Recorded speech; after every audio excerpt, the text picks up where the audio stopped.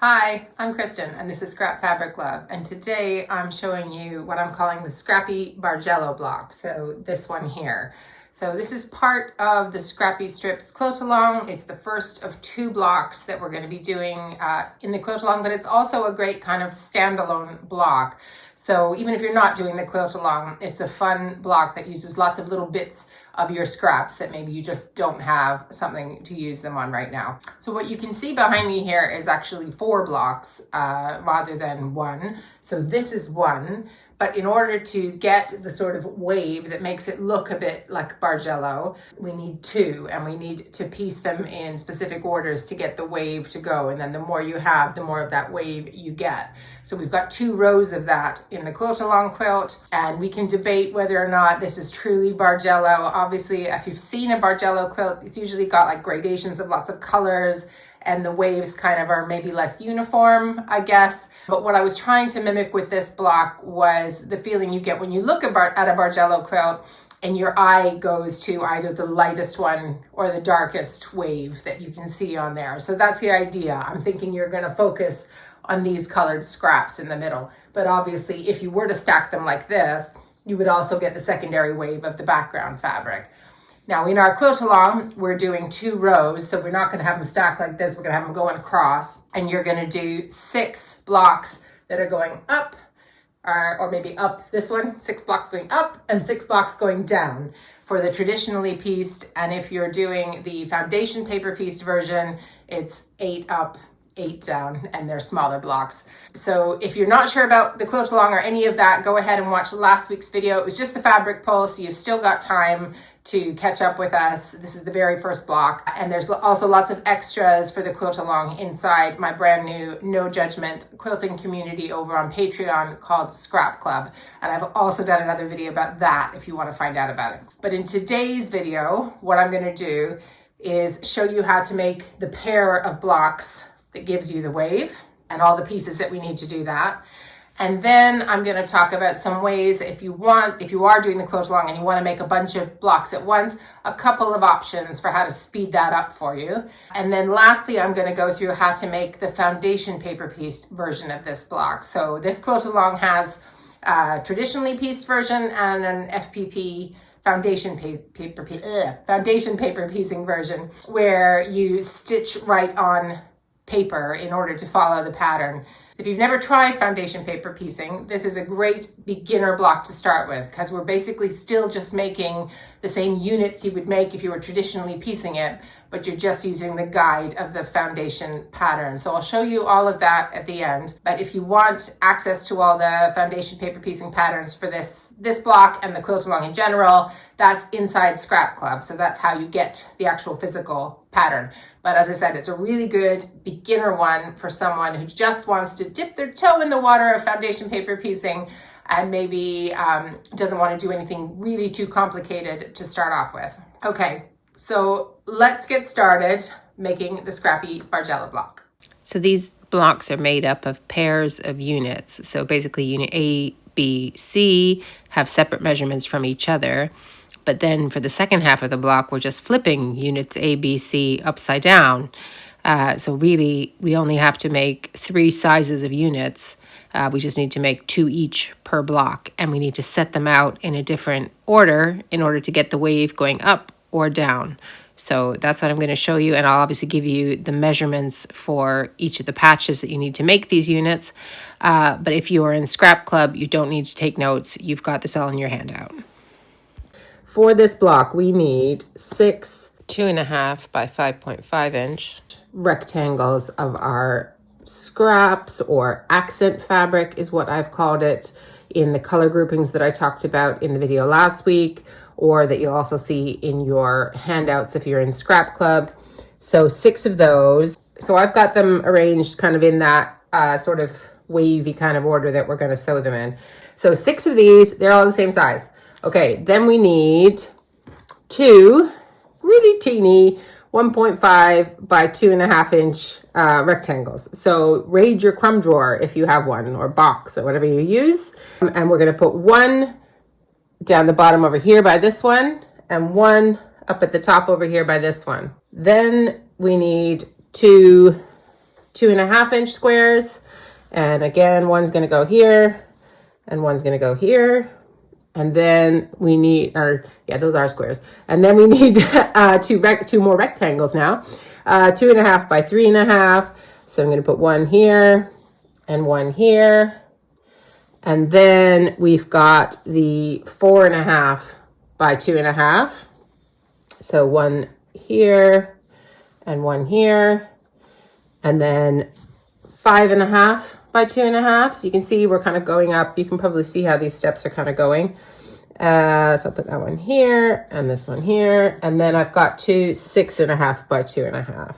And I'm going to put that here and that here. I'll just make these sit where they should sit. All right, so it's more like that. Okay, can you see how it works? So we're stepping up the size of the background fabric, stepping down the size of the background fabric, and this is just going up like this. So we're basically we're going to piece these sort of bars and then piece them together, and it's going to end up looking like this Bargello thing. So doing it this way with all the little pieces being different, obviously you still get the idea that this is a white background. So last time I talked about low volume, but I didn't explain it properly. So low volume fabric just kind of means light in color. So like it's meant to be your background. So it could be a mix of prints. Obviously I've got some gray, I've got some black lines here. You can also have color, or it could not be white. It could be cream or maybe a really light pastel or something like that. But for mine, I'm sticking with like a kind of black, white, gray, lightish kind of mix for the background, and then the brighter colors for the accent wave. So even if you're not using whites for your background, like this could be whatever, blue, and this could be red, right? So you could still use just lots of different blues here. I would tend to, if I was doing that, go for similar shades of blue, but you don't have to. You know, it depends. You just have to have a look with your eye what you like the contrast of. So the only thing that might not look nice in this block, but you do you, right? But the only thing that might not look nice if this was also white. So if this was, then it just looks like, but you know, you can't see the pattern. You needed something that's darker or lighter than your background. Do you know what I mean? Okay, anywho, so I'm gonna show you how I'm piecing this at the machine.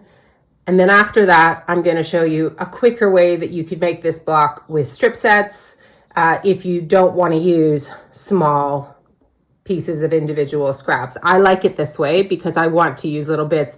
I want to see lots of different fabrics and I want it to be super scrappy, but not everyone has lots of little bits or they just don't have the patience for this. So, so I'm going to show you that faster way after we piece this. You can do this totally randomly with just different piles of the different cuts, but if you really are wedded to a particular layout that you've laid out like this on a cutting mat for one block, then I would put the two 1.5-inch pieces together, the one that you want to go with it here, and then the 2.5, and the one that you want to go with it here, and the 3.5, and the one that you want to go with it here.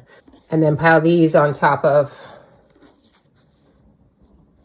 their counterparts on the other side. And what we're going to do is sew these to these first and then add these on later. So you can take them to your sewing machine that way, but also you could just have a whole pile of these different cuts and just sew the bars and work out where they're going to lay out later on.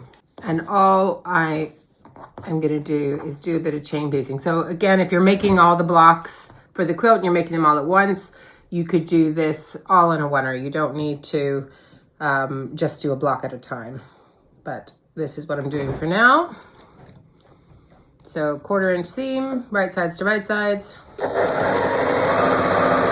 We don't need to backstitch because this is going to get connected to the next bar. So I'm doing the two 1.5 ones. Doesn't matter which one's on top. This is just how I'm doing it. So I'm doing one way, one the other. It doesn't really matter. And then I'm going to move on to the next one. Speeding this up just to sort of make the video a little bit less long, but if you need it slowed down, you can always use the settings on YouTube to do that. Then I'm just going to take the end of my chain here and I'm going to cut it here and go ahead and add this long one to the other side of my scrappy bar.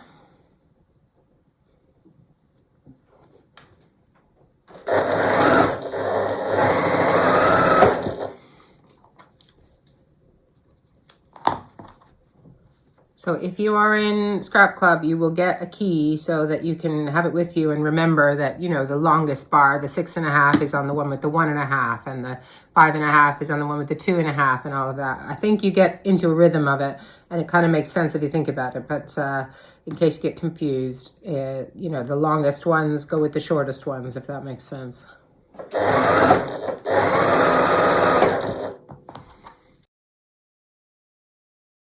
Okay, so now I have all my bars sewn with the background on either side. So I'm gonna go and press these and then come back and show you how we're piecing the whole thing together.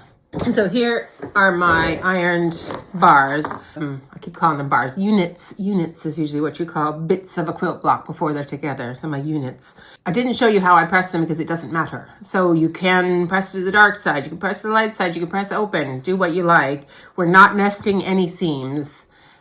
So there's nothing like that we need to worry about. So you do your pressing the way you like to do your pressing.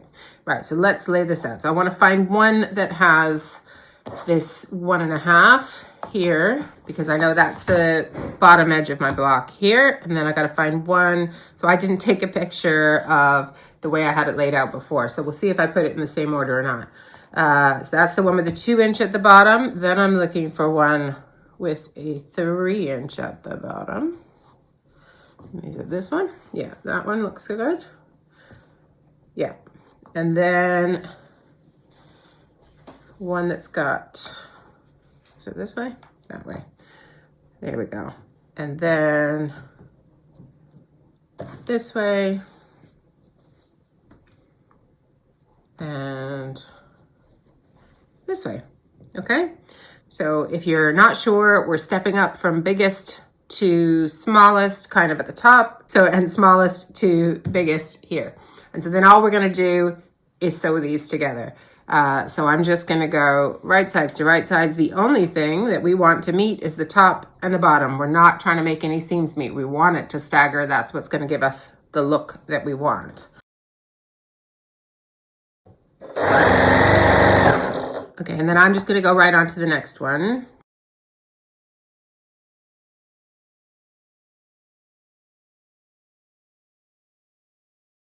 And I'm not gonna press yet, so I'm just gonna open this up.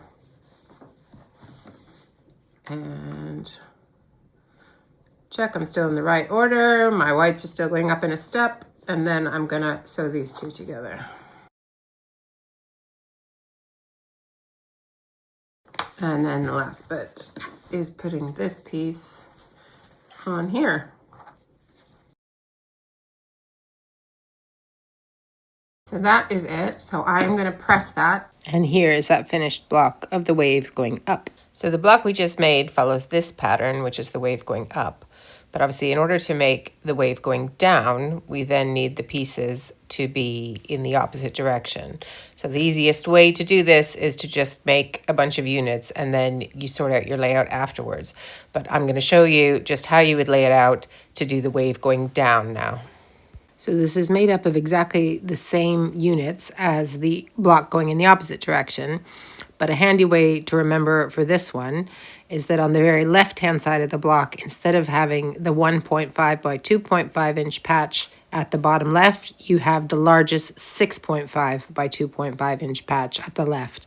And then everything else steps down from there.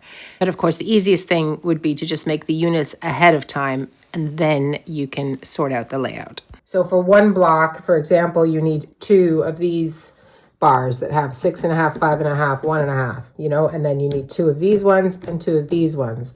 So you could just chain piece all those bars and then do your layout and you're putting it all together all at one time. Regardless, piecing the units or the bars, as I've been calling them, together is exactly the same. It's just about being clear about what order they're in to make sure we've got that wave going up and down.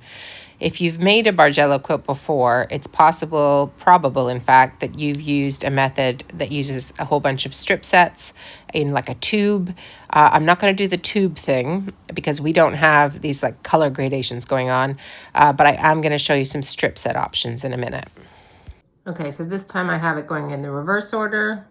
The biggest background bits are to my far left, and then it's getting smaller as it gets closer to me. So that's how I'm going to put this one together, but otherwise it's the same as before. And of course, the reason why I'm making these blocks not in strip sets, you know, as a default, is because I've designed them to be used for little bits of scraps. So the point is not that you would have great big long lengths of any of these fabrics. They're leftover bits of strips, ends of jelly rolls, stuff like that.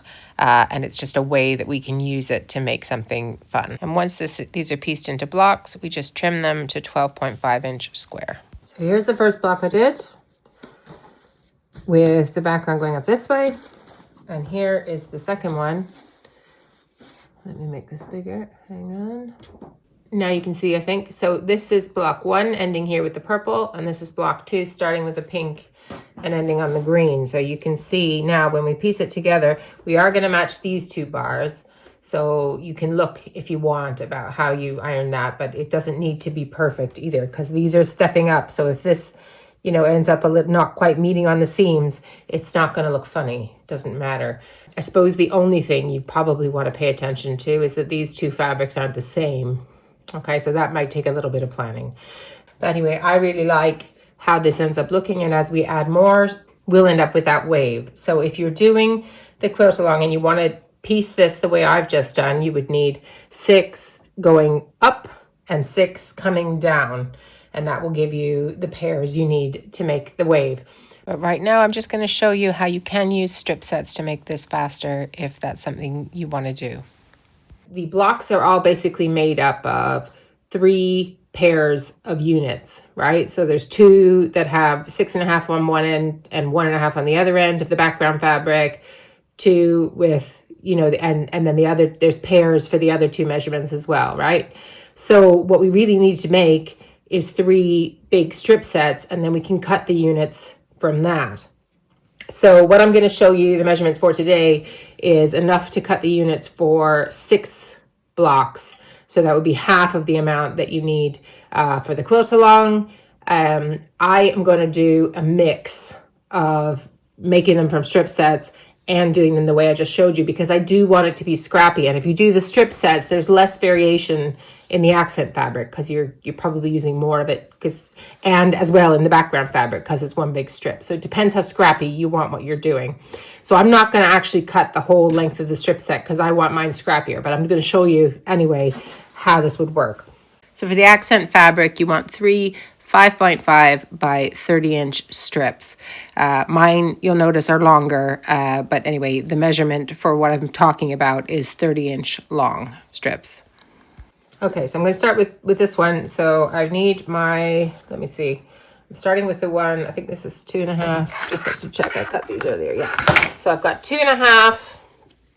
And obviously, if you're concerned about your directional fabric, you might want to think about that too. I maybe shouldn't have used that for a strip set, but anyway, I don't really care if the letters are upside down. And then, so then I have 5.5, 5.5, okay? Because the 2.5 and the 5 and the 5.5 unit go together. So this I would piece as one strip set. Okay, then I have another one. So again, the accent's going to be 5.5. The big bit is the 6.5. And then the 1.5, I didn't think about this because these are both plain white. I might not cut that many units out of this because that won't give me much variety and scrappiness. But anyway, I'll piece that together and show you. And then the third one, again, the accent's 5.5, and then you need 4.5 and a 3.5. Okay. So in the same way that we were piecing the smaller units, this is just us piecing long strips that we're going to subcut, right? So it's the same, just right sides to right sides, and you just have to remember which background strip goes with which background strip on either side of the accent fabric. So here are my strip sets all sewn together, not the length that I said. Okay, this is not the 30 inches long. These are longer, and some of them have bits hanging off the end. I'm not actually really a strip set girl, so I am doing this just to show you because I want to make sure that everybody finds an option for making this block that works for them. So what we're going to do, and I should get a clean edge first, but I'm left-handed, so I'm just going to do this one first. And so this is a 2.5 inch wide ruler. So all I'm doing is making sure that I've got a straight line along where my accent strip sits. And then I'm going to cut a unit. So I've got to flip this one around to get it right because it's got these scraggly bits. Right. So then, let me just line that up again. Right, okay. So then I've got my one unit here that has got, what was this one? The 3.5 and the 4.5, I think was this one. And then I can just keep cutting, and then I can have all these units that I can move around in different places in the block, so I don't have to piece every small little bit like I was showing you before. So for some people this will be like, yay, I can just do 2 long seams and get all these units. And for other people, not so much. For me, not so much. I don't love ironing and piecing the great big long strips. I'd rather work with the small pieces, and I'd rather it was a little bit scrappier. So I'm not actually going to cut this whole strip set up because I don't want that many that are purple with the same fabrics on either side personally. But it depends how much variety you have in your scraps. If because this pattern will absolutely work even if your background's all the same color, in which case, why not do a strip set, right? So I'm going to cut a few of these just so you can see how it works. And then we're going to go to the next one, and it's the same again, right? So I'll leave this. So I've got a few of these units that can go in my blocks, and then I've got this one. So this was the 6.5 by 1.5. Let's do the straightening on the right side this time, shall we? But then I still need to turn it around. See, I don't know. That must be the same for right-handed people. Do you have to turn things around all the time when you're doing this? I don't know. Anyway, okay. And again, I'm just trying to line those up. And now I've got a unit that's got my 6.5 and my 1.5. And I'll do a couple of those. I really don't want that many of this one because I put white on both sides, and I don't really want that. So anyway, I'm just going to cut 2 of those. So those will show up somewhere in the quilt, and then I'll probably unpick this one. Yeah, me showing you this strip set is not because I think this is the best way. It's more because I really just want everybody to find a way that works for them. So I do have people very often comment on the videos about why do I give so many options about how to do things? Can't I just show you the best way? That's difficult because I don't know what the best way is for you. I know what way I like, but often that does not correspond with what other people think is a good idea. So I am trying the strip set thing because obviously I could see it makes logical sense why it's faster, right? So I wanted to make sure you knew it was an option, but it isn't my chosen method for myself personally. I am going to do the painstakingly slow laying out the different bits in the different orders and going, what do I like? I might chain piece some units to make that go faster, but I like to look and see what's going to be next to what. That makes me happy. Right, so again, I'm only going to do a few of these. So they're all 2.5 inch wide. The only difference, obviously, is the length of the strips that we put in the strip set. So you could just cut, right? And if you make your strips 30 inches long, I believe you will get enough units for half of the blocks in the quilt along blocks that you need, right? So I'm going to put that to one side. Anyway, so I've got these units that I can play with and put together in my Bargello blocks that I'm going to finish. So with the rest of my blocks, I did just put the piles of patches out on my cutting mat, and I chain pieced all of the units before I went to make each block. So that did speed things up. I don't actually love how repetitive chain piecing like this is, but for this particular block, it did make it a bit faster.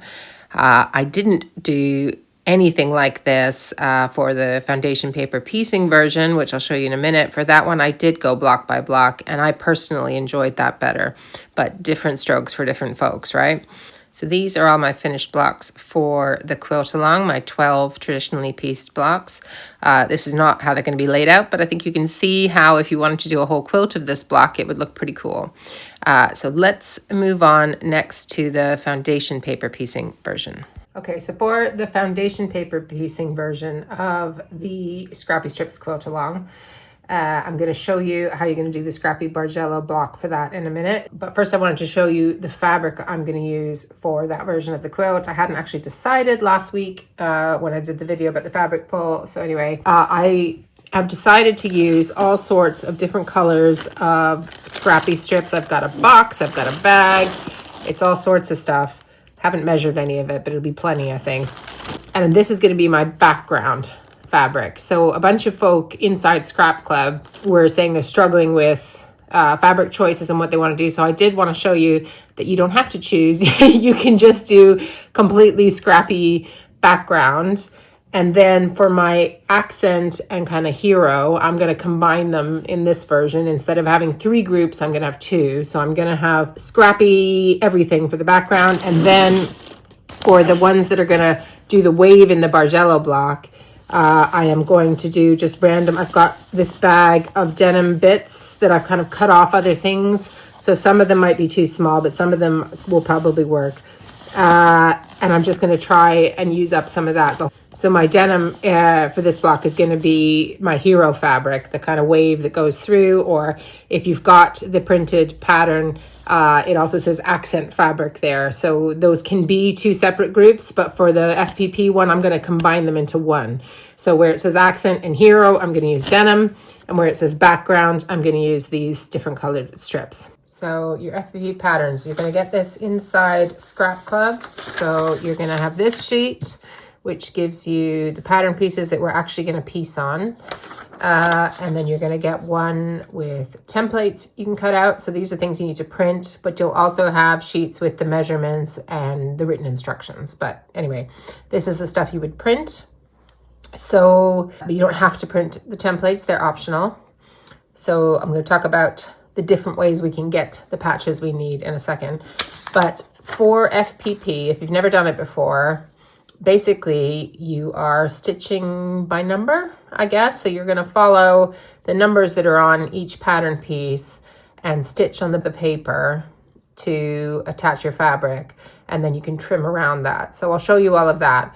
This is a super beginner friendly FPP pattern because we are basically just making the same units that we made in the traditional piecing.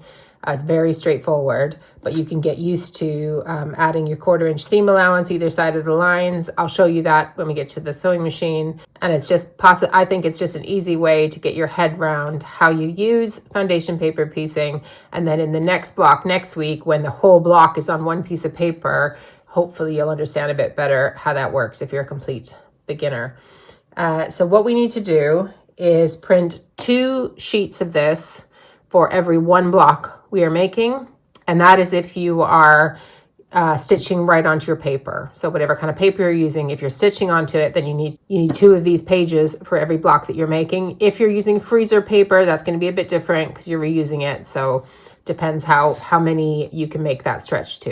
If you're a beginner, just don't stress about it. Let's use the paper. That's how I do it. I find it easiest. Some people swear by freezer paper. Go ahead and look up other folks' videos on that if you want to see that. But it's just never quite done it for me. So I always do it on paper. So what I'm going to do is print 2 of these for each block. And then I'm going to cut out roughly around this outer black line on each unit. Okay, so I'm going to cut away all this text, and I'm going to be left with the units. Okay, so here what I've done is I've cut out enough units to do 2 blocks. So the wave going up and the wave going down, or the other way around, however you want to look at it. And I haven't cut, absolutely precisely to this outer line because I'm going to trim all this after. I will show you. This is why I like foundation paper piecing, because I don't have to be precise with really very much of anything other than sewing on the line. As long as you're not cutting off this bit that says seam allowance and where it says the unit, you're fine. So you can have a little more paper around there, or you can cut straight to the line and be precise from the get-go. That's totally up to you. And in order to get the patches that you need for these units, so this unit, for example, is made up of 3 patches, A1, A2, A3. You can use the template sheet that is in your handout, and then you could just rough cut your fabric around this, or you can use the measurements that are in your handout, Or you can use option 3, which is what I'm going to show you today, which is how I use FPP, which is not to measure any fabric ahead of time at all, which is why I like foundation paper piecing. This, I will fully admit, this is not how everybody uses it, but for me, it skips that step of having to pre-cut everything ahead of time, because there's trimming involved in the actual process of FPP. So I use that to cut my fabric as well. For some people, this is going to be like, wow, totally, me too. And for other people, you're going to think I'm causing work for myself or fabric waste or something. You judge for yourself and do it the way you want to do it, because we've got all those options: the templates, the measurements, or winging it. So I am just going to take all of these to the machine and piece the units and then lay it out. But just so you know what we're doing ahead of time, we're basically going A, B, if I can get this separate, A, B, C, and then we're going, so it's exactly the same as the traditional, except we've got this paper thing. Then we're doing C upside down, B upside down, and A upside down. Okay? And then when we piece this, you will see the fabric is actually going to be on the reverse side, right side up. So what this is going to do once it's all pieced is you're going to flip it over, and this is going to be the wave going up. And then when we do the next one, which is going to be A upside down, B upside down, C upside down, C right side up. Let me open it and make this wider for you. Yeah, C right side up, B right side up, and A right side up. And then when I make that block and flip it over, it's going to be the wave going up. So that's going to give me my wave up and my wave down. Okay, so that's two blocks making one wave, if you will. Okay, but I am not going to worry about the order right now. I am just going to take all of these to the machine, piece them with my fabric, and then come back and worry about layout afterwards. So here I am with these units. Let's just start with A, just for simplicity's sake, but it doesn't really matter. Let's start with A. Okay, so this is my pattern piece. So what I'm going to do is just put a dab of glue on the back. This is optional. You don't have to. I just want to. And then I've got a bit of denim. It's bigger than what I need. And I am just going to place it over the back. And what I'm looking for, I'm gonna move it over a bit actually. What I'm looking for, I hope you can see this on the camera, but I don't know that you will be able to. But I can see the shadow here of the 1/4 inch seam. So I need the fabric to be over that line by a 1/4 inch, because we still need our 1/4 inch seam allowance, and we're going to sew straight on this line. So this goes like this, right side up. I'll be trimming this, so it doesn't matter that it's too long. And then I've got this great big thing, and I could, of course, cut the piece that I need, the patch that I need. That would be fine and very efficient and everything. But what I'm going to do is hold this, so the 2 raw edges need to meet right sides together. It's still the same as if you were traditionally piecing. And then you're just sort of checking, is that going to cover? So I'm going to move this over a little bit more. So I'm just guessing, yep, that is going to, I want it to cover this whole pattern piece. Do you see? Once I have the 1/4 inch seam, and then I'll be trimming. Okay, I'm not saying you need to have bits of fabric dangling off your pattern pieces if that stresses you out. For me, I like doing it this way. It makes it quicker for me. I don't have to cut stuff in advance. I don't have to cut anything that doesn't need to get cut, all of that. So anyway, so then we just flip it right over like that and take it to the machine. And I set my stitch length to 1.5. Yep, it's already there. And then we don't need to sew all the way through the seam allowance. We just need to sew where there is this line. Okay, so you start a little bit before. You don't have to backstitch, because again, we are going to join this unit to another unit, but if you want to, obviously you can. So, okay.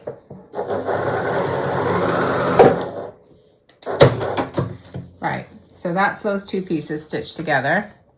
And then if I flip over, that is where I need it to be. Now, I would usually advise people to press this, but because I'm only doing 3 bits, we can press it at the end. Okay, we can press the whole unit at the end. And for those of you who are paying attention, who've watched like all my videos, those few of you, I did a few months back do a review of a thermal printer where everything was good, didn't have to buy extra ink, but I couldn't iron. And I've been using that and it's been working well, but I've got to be honest, I'm going back and forth because I really do like pressing my FPP units with the paper on. So I'm not quite sure which way I'm going to go. For this project, I'm just doing it on my standard printer paper because I wanted this to be a beginner thing. So you don't need anything special. You don't need any special printers. You can just print it on your regular paper and it will work. Anyway, so step 2, after we've done that, this is the next piece we want to add. So on this line, we want to fold it back, okay, and then we want to cut, okay, and then you want to take your ruler and put and you're looking for a 1/4 inch. So you've got your 1/4 inch here, and you want this line straight on that fold, and then I'm just going to trim what is left. Okay, talking over myself here for a second, just to clarify, because I do have that lined up on the 1/2 inch. It's the 1/4 inch that you really need, but if you mistakenly do what I've done and you cut a 1/2 inch seam allowance, nothing is going to fall apart. It'll be fine. Okay, and I'm going to I'll set that aside. I can use that for another.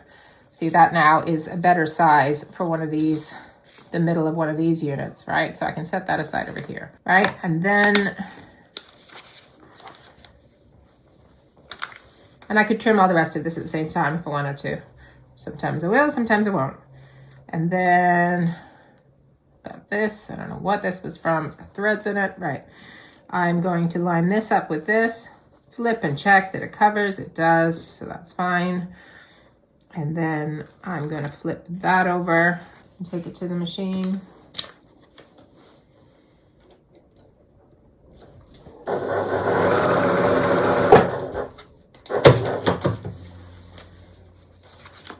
And then fold that over. Okay, and so then you would be pressing to make this nice and flat, right? Okay, but let's just trim this first, so you can see why I like it. So even though it's a super simple pattern and you're like, why do we even need a foundation paper piece and pattern for something this simple? Because I didn't have to cut the unit size, the precise unit size for all 3 of these things. This is now going to do it for me because I'm going to cut right along this line, this outer line. So I want to keep my seam allowance because this still has to be joined. This still has to be joined to another unit. So I'm going to trim here.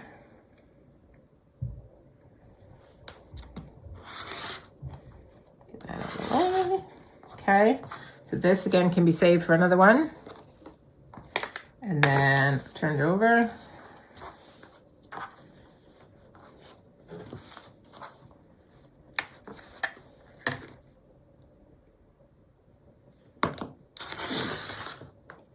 Okay, save those. And then trim on the line here.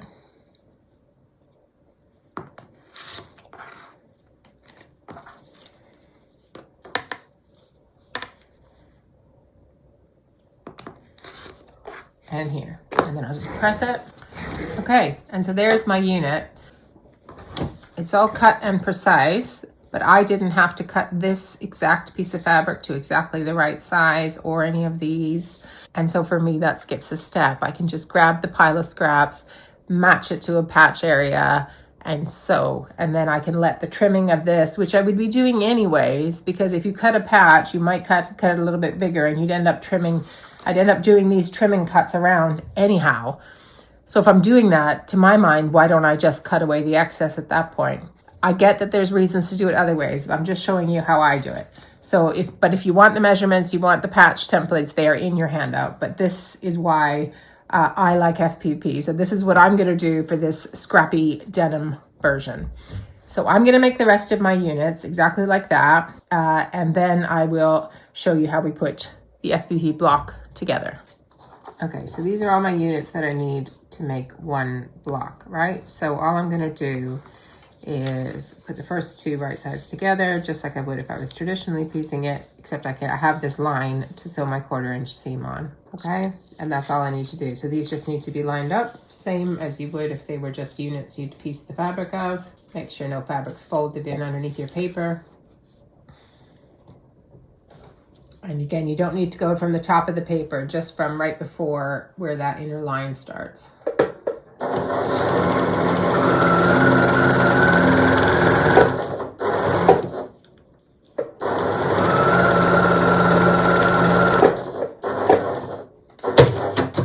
Okay, so I sewed right along there, and then if I open it up, of course it's joined. I'll need to press that and then remove the paper in the seam allowance here.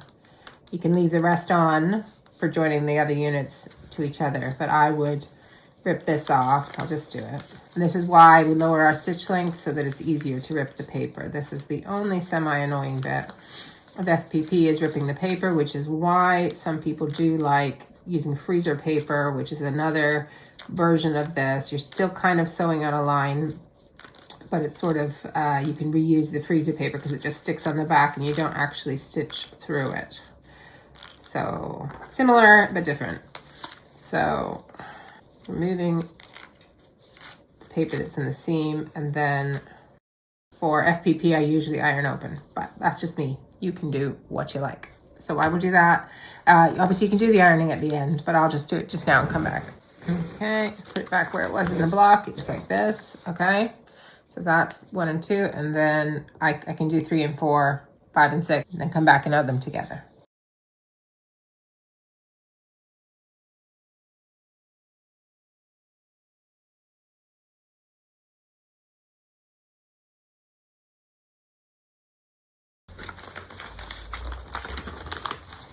Okay, so there it is. I need to take the paper out of the seam allowance and press it flatter. Okay, so here it is. And I actually broke my own ironing rule 2 seconds after I made it and ended up ironing the rest of them this way. It just felt like the thing to do, but I might do it differently for each block. It doesn't really bother me.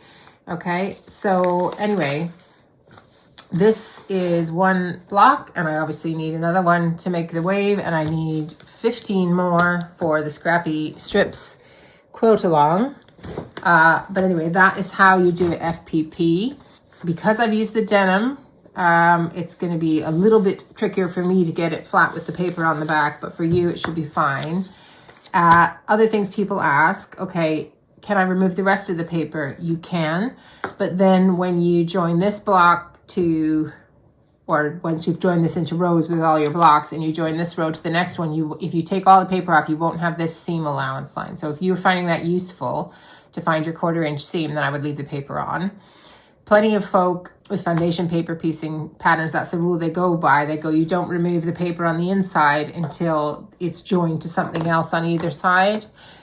You can make your own choice about that. But this kind of block, it's not going to make that much difference, because obviously you can also traditionally piece it and it works out fine, right? And there wouldn't be any paper on the back. For some patterns with like small little intricate bits, it might help with stability, I think. But anyway, don't worry about it. So if you want to have this guide for when you go to sew the next one, then leave it on. And if you don't, take it off. And if one little bit comes off by mistake, you know, when you're tearing the seam, no big deal. It's not going to affect anything. Don't worry about it, okay? So the rhythm I got into with my foundation paper piecing was, once I had 2 units, so I did start with, A and then B, and then I would piece them directly together and then go on to unit C, C again, B, A. And by the time I'd finished all of them, I would have pieced the block. So this is kind of like the opposite of chain piecing. I'm not doing all the steps that are the same at the same time. Like, I'm not making all the unit A's and all the unit B's. And I find this more satisfying. Why am I telling you this? I'm just telling you this to say that you can find the way that you enjoy better. So although with the traditionally pieced version, I was chain piecing all the units, put them back together, and that was probably in its way faster. When I went to do this version, I just really enjoyed it better seeing, you know, every whatever, 10, 20 minutes or whatever, I can't remember how long it took me, I would see a block that was finished rather than having to spend all the time making all the units before you could see anything finished. Do you know what I mean? So just do what works for you. I also made quite a mess on the floor. Originally, this always happens when I start an FPP project. And then I remember that I need to be organized. And I got 3 cardboard boxes, one for the paper that I was pulling out of the seams, one for trimmings that I can't use anywhere else, and one for crumbs and scraps that are too small for other units, but that I'll still use in something else in the future. And these are my finished FPP blocks. So the contrast, as you can see, is probably not as strong as with the traditionally pieced ones where I had quite a pale background and the dark accent.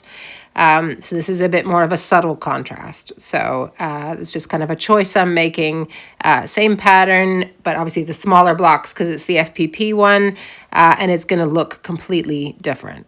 So I hope you enjoyed that. Thanks so much for watching. I'm really liking making this block. I love how it turns out. And so I hope you have fun with it too, whether you're making it as part of the quilt along or you're just doing your own thing with it. I hope you enjoy it.